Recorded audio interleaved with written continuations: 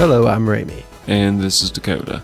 And you're listening to Leveling Duo, the podcast where two good friends talk about video games that they've really enjoyed, or that are coming out soon. Just video games in general most of the time. Yeah, we try to focus a little bit more on games from our childhood, from the past, but occasionally we'll talk about more games about the present or near future. Yeah, and it is your turn. So what are we talking about? Well, today I thought we'd kind of skip over to a little bit more of the, more classical mainstream JRPG.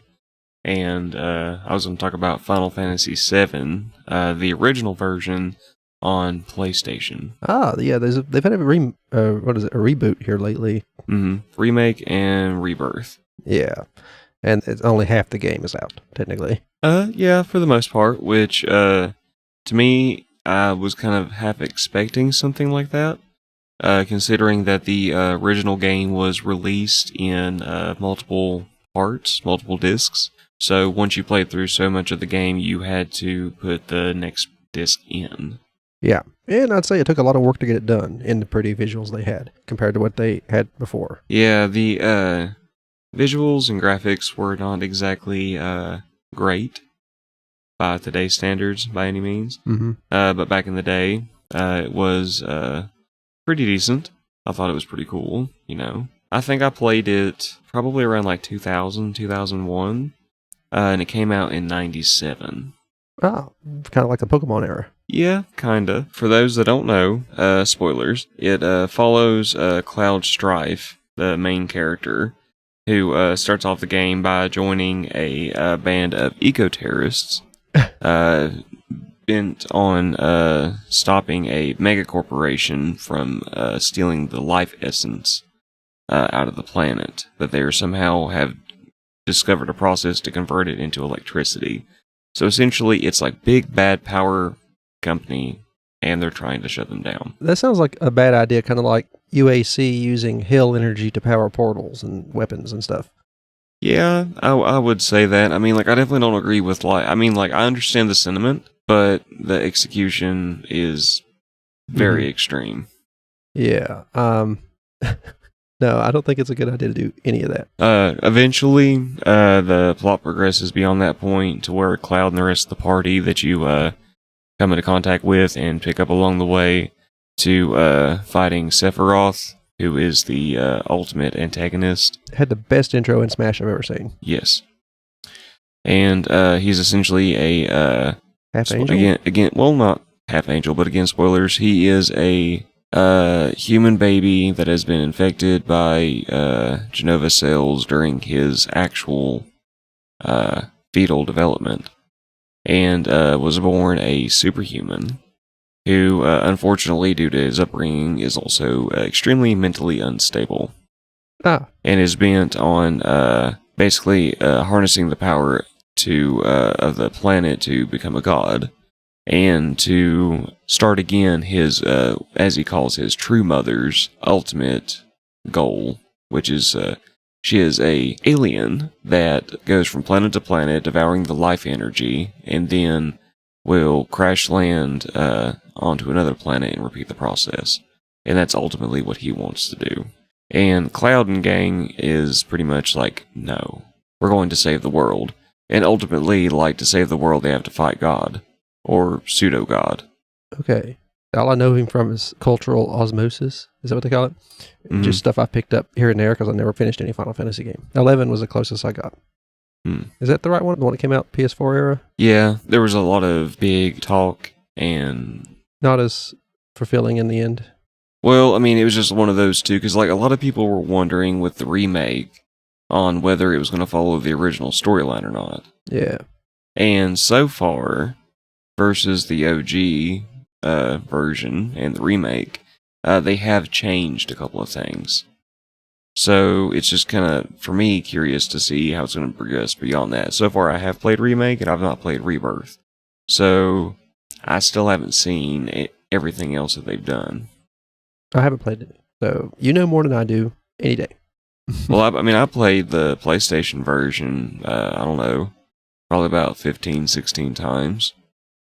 Over the course of school, summertime, that kind of thing. Yeah. I didn't have the access to get multiple games. So when I beat a game, pretty much the only thing I had to do was start over. With New Game Plus these days, that's not so bad, but I guess... Nah. Back then, it was pretty much just like, oh, delete your old save file. Yeah. Did you Google stuff? I don't even know if Google was a big thing. Did you have a way of knowing what you were doing, or did you just learn new stuff every time you played? Just learn new stuff. I just did it the old-fashioned way. Okay, that explains why it was easily replayable. There's a lot of stuff in RPGs you could miss the first time or two. Mm-hmm. But, I mean, like, I really like the story overall. Really like the music, the world, the turn-based mechanics for combat was something that I got used to over time. Yeah. But it was kind of nice for the degree of... I don't know. It was just another system of, like, if you were high enough level and could deal enough damage... You're good to go. Pretty much. It was all about the levels. Yeah. I play a lot of turn-based games, but not all of them are... Most of them aren't JRPGs.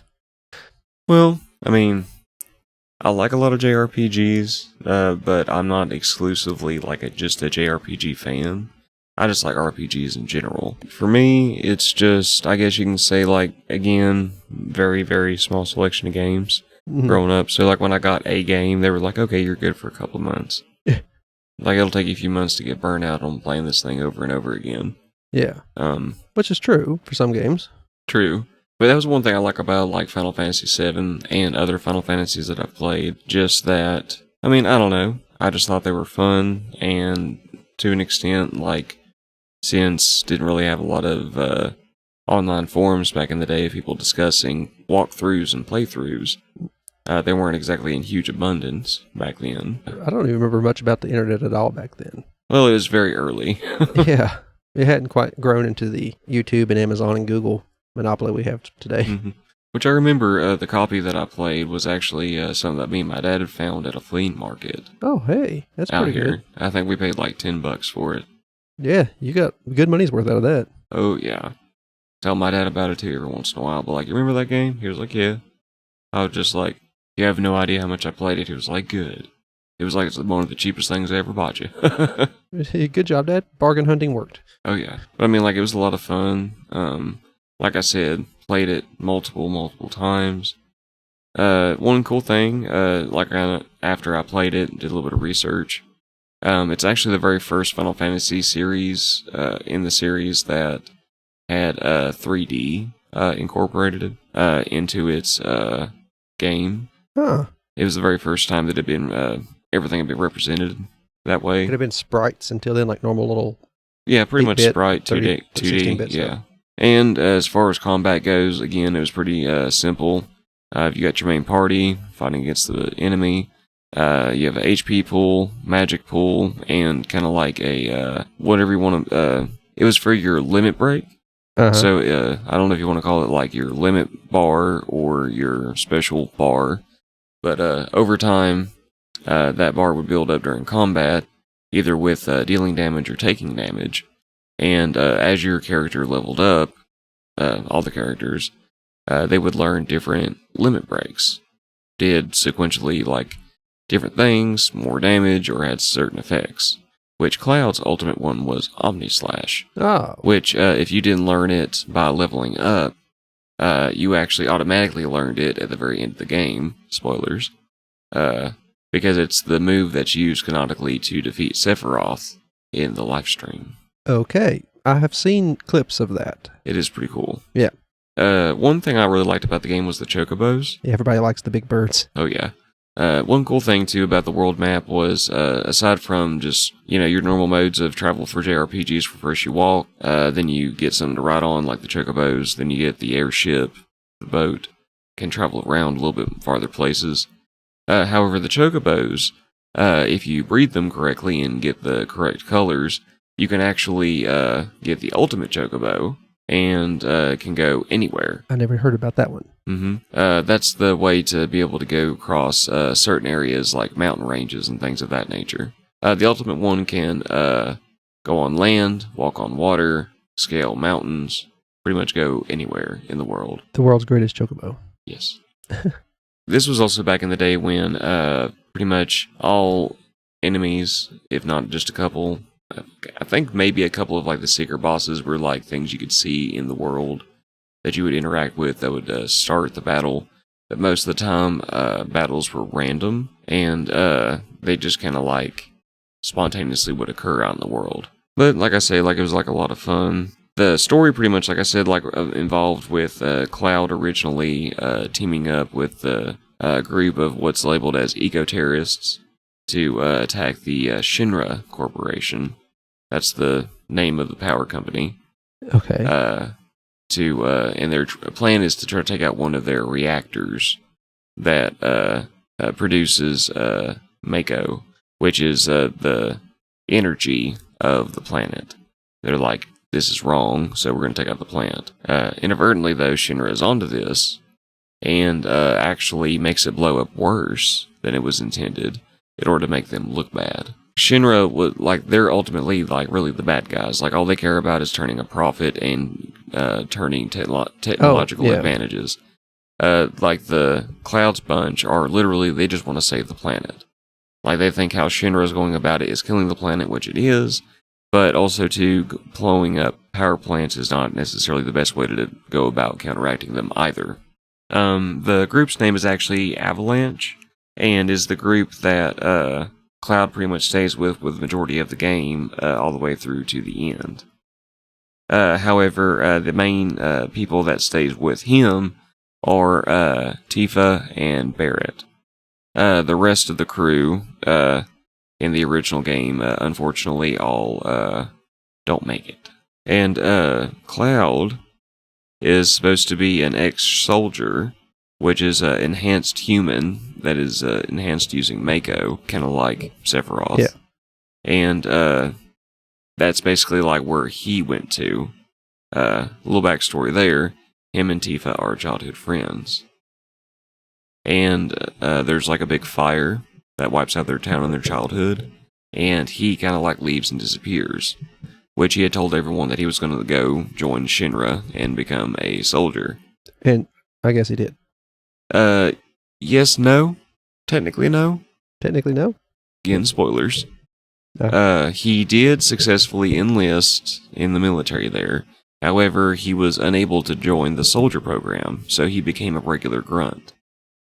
However, he got assigned to work with Sephiroth and a man named Zack, who both were the top 1 and 2 of... Well, Sephiroth was number 1. Zack may not have been number 2, but he was pretty highly ranked. Top 5 at least, if not higher. And he traveled with them. Well, unfortunately, a lot of shit goes down. Zack and Cloud get trapped and stuck in these Mako tanks. Zack's able to break out, and unfortunately, Cloud suffers from something called Mako poisoning, which is when someone that isn't really got the right physiology to absorb the Mako gets too much in their system. It's kind of rejecting them. They're rejecting it. Well, it kind of what it does is that their body's super saturated in it, but their mind and psyche can't handle it. Yeah. And basically, at that point in time, Cloud was kind of comatose. It kind of wiped his mind. Oh. They escape. During their escape, Zack recounts a lot of his adventures and his training and stuff like that with Cloud as they're trying to make their way back to the city to try to rejoin some of Zack's allies. Well, unfortunately, some other stuff happens, and Cloud is left alone because Zack is no longer there.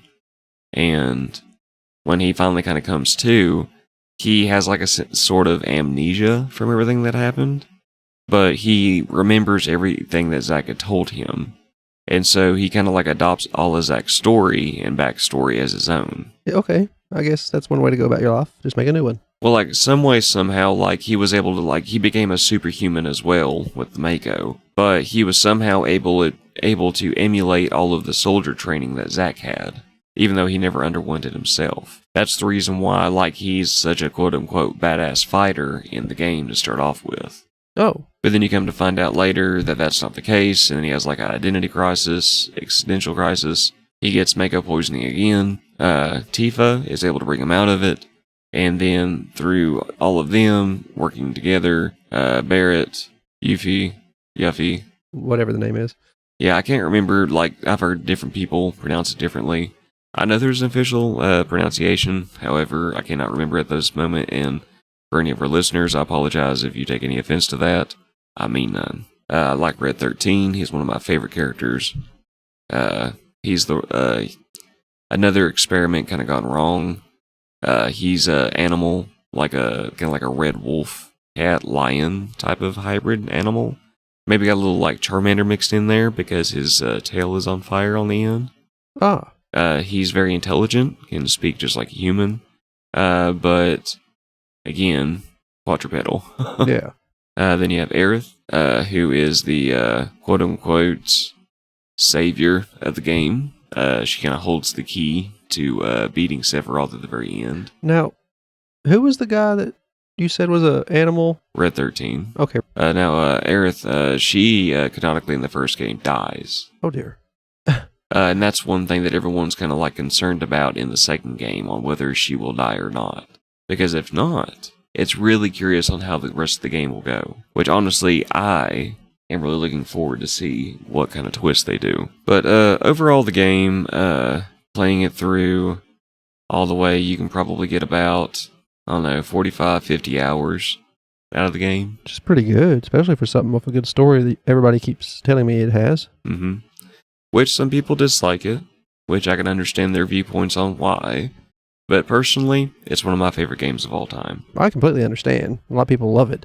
I never tried it, so I can't claim to not like it or anything else. I mean, I just kind of fell in love with the story. I like the world building in it. The lore. Like it had protagonists that, that weren't just perfect. They had their own fair share of problems and flaws. Yeah, flaws themselves. And then the bad guys weren't just completely evil, Like Sephiroth was originally a good guy until he came to the realization that he was essentially like a lab experiment and had a complete mental breakdown and basically developed a really bad psychosis and became very murdery. As one does when they have a breakdown like that, and they're a god. Possibly. Yeah. Well, this is before the god thing. This is just when he was the equivalent of like a moody, like, late teenager. I've seen him slice realities apart, pretty much, or planets apart in videos. He has been built up quite a bit in other franchises. Yeah. Like Kingdom Hearts. Oh, Kingdom Hearts. See, it's the Final Fantasy that keeps me from playing that. Because I know there's so much Final Fantasy lore, and I just don't want to dig into it, to be perfectly... Hey, you don't need it, man, to be honest. Like, if you look at the series, is just, the characters are just being there. They're just inserts, basically. They're just kind of cool NPC inserts. Play it for the gameplay. Yes. Like, if you know Disney, then you've got, like, 99% of the game. Okay, well, then that wouldn't be too hard. Who doesn't know Disney? Well... I won't say that that's just a given, but... Yeah, I get you. Which I do recommend playing all of them. I mean, like, I am a Kingdom Hearts fan. I've played the majority of all the titles that have released on, like, the main major consoles. Anyway, speaking of the Kingdom Hearts, though, they do feature Cloud and Sephiroth both in Kingdom Hearts.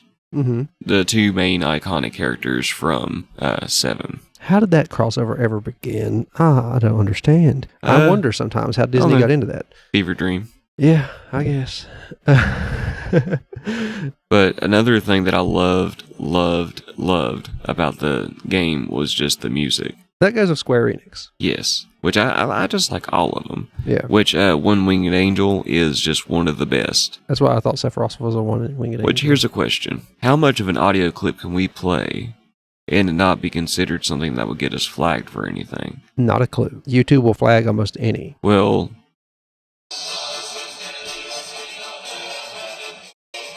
Yeah. I've heard it. It gets the blood pumping. Especially if it's your first time ever hearing it. Oh, yeah. You're like, what's going on? What's going on? I am doomed. It's a nice one to put on a play mix when you're doing really well in the lobbies.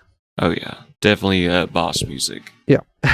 You are the boss. Nowadays, I think, which I do actually take that back, I know for a fact. If you're ever interested in playing the OG version and you don't have a PlayStation 1 or access to a copy of the original, they do offer a digital copy purchase on Switch. I did not know that. I got it for sale a couple of months ago. Been just kind of like messing around on it here and there, not really playing it too hardcore, but it is the original version.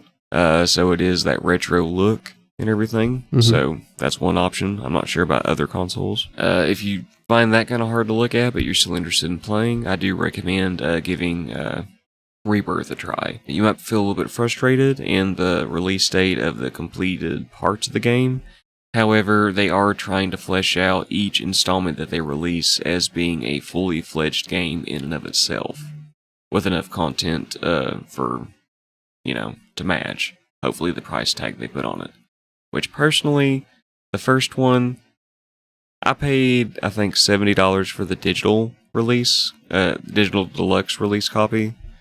So I got like a couple of extras, like a couple extra summon materia, and I think there was like an extra outfit or something maybe. I can't remember.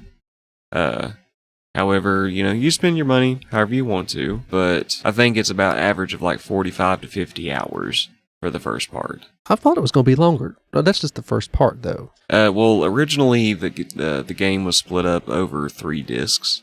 So I'm assuming that's probably what they may be trying to do, is that they're trying to release the game in like 3 to 4 installments. Which I'm just glad that they're not treating it like DLC for the first game. I'm just hoping that, I'm sure I can probably do a quick Google search, but I'm feeling a bit lazy at the moment to do it.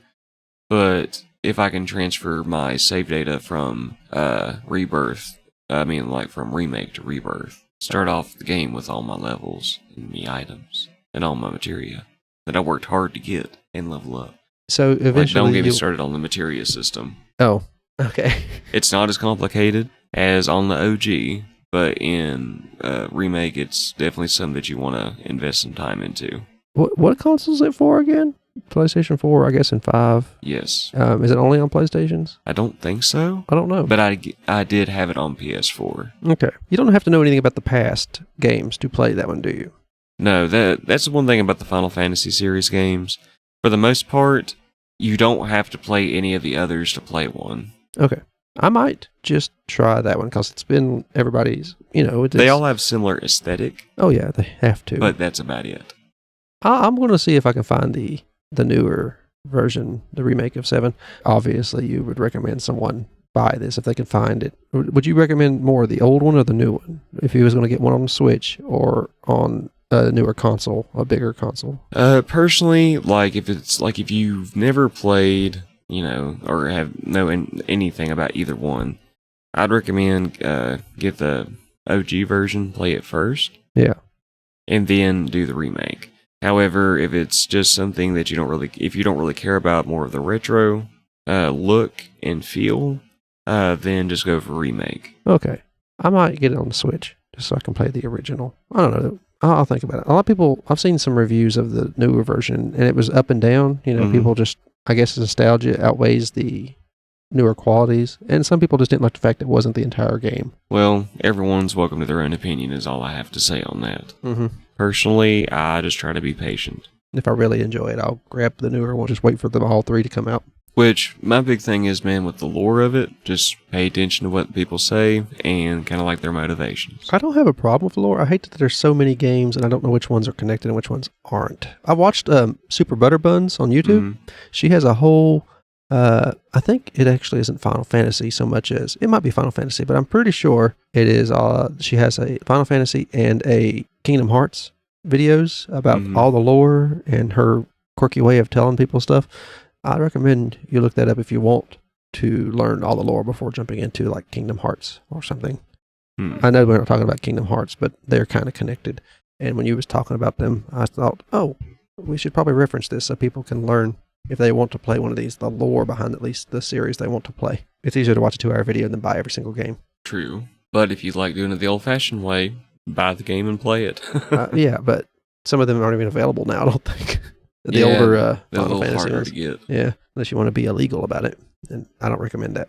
Nah, can't condone it. I appreciate you telling me about it. Yeah, for the most part, guys, like I said, I just got a lot of fond memories of playing it back in the day. Played it for many, many hours during the summer. Tried to get the ultimate weapons for everybody, beating all the secret bosses. Sometimes even trying to speed run, seeing how fast I can get to the end. beat Sephiroth. If you've somehow never heard of it, definitely check it out. And if you're interested, give it a shot. Give it a whirl, and I'm sure you'll have some fun. You got me curious. The more you talk about all the JRPGs, the more I get curious about them. One of these days, I will do it. For me, it's not so much about the mechanics. It's about the story and the artwork and the music. I like to say that about myself, but then when it comes to certain mechanics, it bogs me down. So I get that, which I mean, like, that's with everybody. Like, there's some stuff, if it's just not fun, man, it's just not fun, and I can't hold it against anybody. Yeah. I'm sorry we were late by a week. Stuff came up, people got busy, there's just no way. Mm-hmm. I sent out a tweet and stuff about it. If you want to learn about stuff that's going to happen in our future, try to keep up with us on Twitter. Sometimes I'll bring up it on a video and TikTok. If you want to go to the Linktree link in the description of this episode, you'll find all of our socials, our YouTube, which the episodes get loaded to as well. We're also going to be streaming on YouTube. We had been doing Twitch, but it was just a nightmare to work with.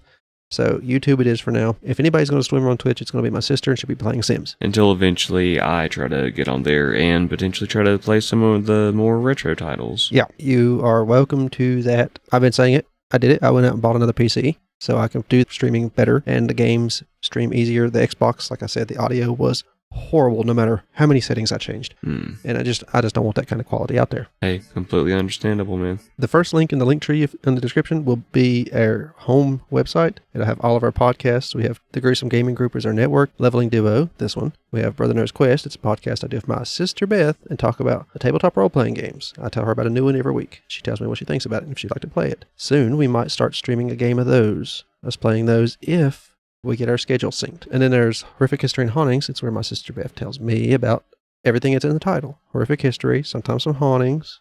A lot of times, you have something bad in history, it will result in a haunting story, so we cover that too. If you want to donate, that homepage with all of our podcasts will have options to donate each one. We will really appreciate it if you do. We'll give you a shout out if you do. If you want us to. If you don't, let us know in a message. Our YouTube link is there, Twitch link, if you still want to follow that to watch my sister play some games. We might do other stuff on Twitch once we get the setup done. I'm still setting that part up. Guys, here soon, there's a possibility that my employment may be changing. I shall try to keep Ramie and Beth updated on that as far as that goes. So depending on that, the schedule may slightly change for recordings. However, I will do my best to make sure that does not happen so we can keep all of our listeners out there and viewers pretty much on the same schedule. But just kind of letting y'all know. We completely understand, I'm sure. Oh, yeah. Everybody.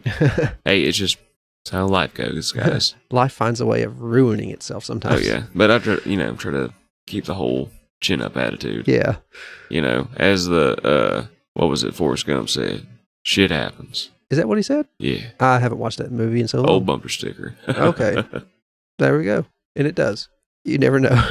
We'll keep everybody informed. Follow the Twitter if you want instant notifications. That's where I post most of the news about the shows we're doing. Mm-hmm. We have a Discord in the link tree if you really want to go there. There's not much activity going on there, but we don't want to do that until we start streaming more. We definitely want to hear y'all's feedback. Yeah, let us know. Yeah, if you have any thoughts, concerns, comments, questions, feel free to reach out to us on any of our links, social or otherwise. We'd like to hear from y'all, just as far as that goes. We just genuinely would like to interact with our community and, see if there's a way we can improve our content. Like, we enjoy what we do. And as far as y'all go, we would like to make sure that y'all also enjoy. And if you have any ideas, especially on any more content you'd like us to create or anything special, maybe you'd like us to pump out one day, just give us a shout and let us know. Yeah, we can do our research, play a game, something we haven't tried before, maybe if we're lucky. But thank you for listening. I've been Ramie. And this has been Dakota. This is Leveling Duo logging off. Logging off.